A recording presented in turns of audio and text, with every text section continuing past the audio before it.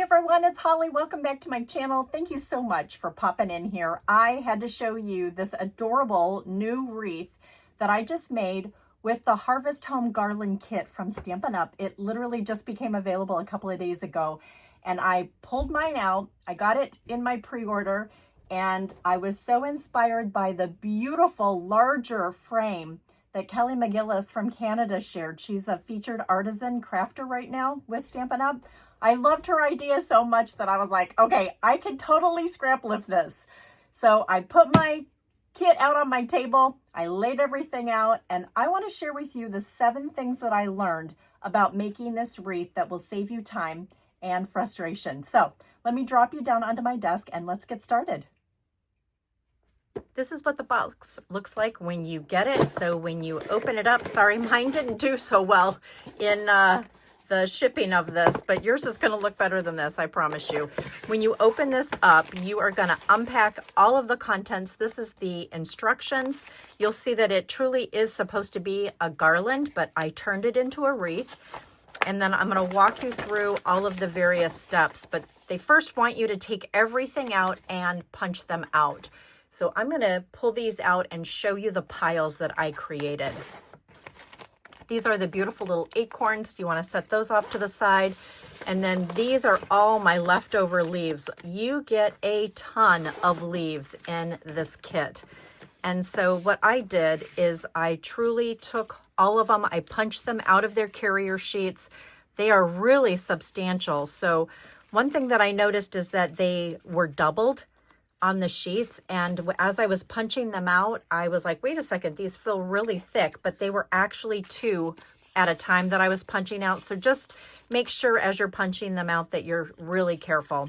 So I created piles just like this. I put all of these beautiful bronzed foils over in one side. You're going to notice that there's some that are doubled, and I created a pile just for those, just like this. Got the dark colors together. I got the light colors together. There's so many to choose from, and you get quite a variety of leaf styles as well. So go ahead and put everything into their respective piles. And then once you do that, let me give you some tips on what I did next. I've got everything separated into my respective piles, and then the next thing that you want to do is you actually want to start bending these and molding them into these little half folds. And so you want to gently just get them and start creasing them just like that. And you literally want to do that for all of them. And then the next thing that I did once I started folding them is I started laying them out onto my desk in the color combinations that I wanted to use. And so as I was folding them, I just started laying them down, and I really tried to alternate all of the different leaves together so that they didn't look like I was using the same leaves every time. And that's one thing that you're going to love about this, is that there are so many different leaves to choose from. And so let me just try and grab some of these, because I've used quite a few of mine and I don't have a lot of variety left over. So I'm just trying to grab different ones as I'm showing you the various patterns that I went through. Oh, let's see. Let's grab a big, beautiful bronze. Be real careful with these too as you're folding these in half. You just want to be really careful. They are so strong and sturdy. And so you're just going to start creating these piles. And I literally had pile after pile set up with the various color combinations just so that I had them ready to go. And it made it really easy when I was gluing them. And I tried to stagger in the lighter colors with the darker colors. Oh, let's see. They use combinations like this, and then grab some green and just start kind of playing and placing these where you want them. It really helped when I went to actually assemble these. And so then you have these little guys that are kind of doubled. And so I even would put 2 leaves together like this on this side. Sorry about that. I meant to have it closer in the camera. But you can just see as I'm placing them here that I'm just getting them kind of in this random order so that I know what color combinations I like and want to use. Probably don't want to do 2 of the same. I'm running out, as you can see, because I used quite a few of the same leaves quite a bit. And I also tried to get some blue in there. And anyway, here's just a couple of different examples of patterns that I used as I staggered them. And now I want to show you how I started gluing them together. I put my finished wreath here on the table. My acorns are loose. I'm going to actually show you how to attach those with some glue. A couple of these did get attached correctly. The other ones were kind of just floating. So my next tip that I want to share with you is to take the actual wreath, which is part of it's the garland piece. If you can see this, it looks like raffia, but it's got metal inside. So I molded this and stretched it out and turned it into a circle, and I overlapped it, and then I unraveled these little sections here, which are supposed to be the ends of the wreath, and I tied them into the circle so that they would stay. And then you can see all of the hot glue that's underneath it. Sorry, Elsbells is really wanting to be a part of this video. So sorry. Okay, my next tip that I want to share with you okay, so let me just review what I've shared so far. So separate all of your leaves, bend them and get them into piles. Make your circle with your wreath, and then start laying out the flower. I can't even talk, you guys. I am so sorry. I'm so excited. I can't even stand it. Oh my gosh, this was so fun. Okay, then get your leaves into the respective order and start laying them out how you want them to. And then you need to get a plastic bag to put underneath your project when you are gluing these on. Trust me, I got glue everywhere, and I found that a plastic bag was perfect.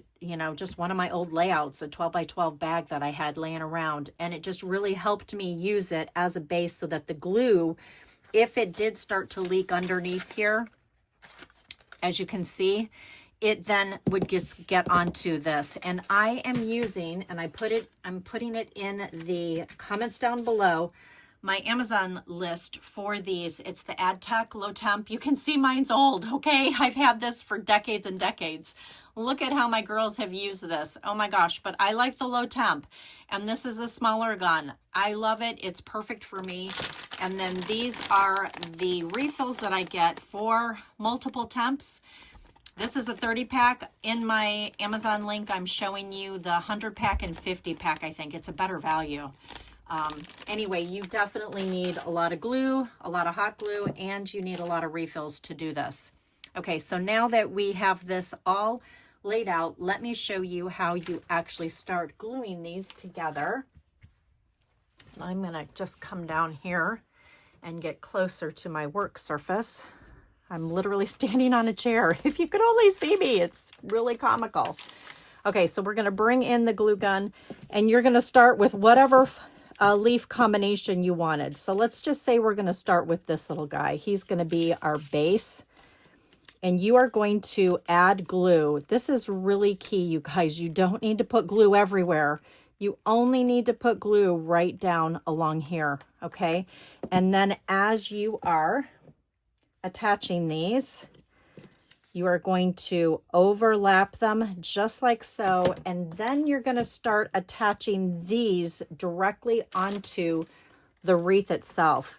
And so you're going to lay them with your hot glue onto your wreath just like this, and just start building it all the way around. So it's already starting to stick, because I really should have done this as I was making this one. But I got so excited and it was coming together so nicely. I was like, okay, I just want to make it and get it done. So you are going to build this, glue it as you go, and just keep turning it all the way around. They're just going to really truly nest inside to each other. And then if you find that you need to fill in some gaps, maybe you missed a color and you really want to make sure you get that in there, go ahead, put your hot glue onto the backside and then just tuck it in like so. And it truly comes together so quickly. I honestly was really shocked. Once I started figuring out my pattern and getting those color combinations together, it really came together so beautifully and really easily. And now let's talk about the little acorns. They're the last little guy that you're going to get in here. And I like to stagger them as well around the wreath. So definitely put some hot glue on the bottom,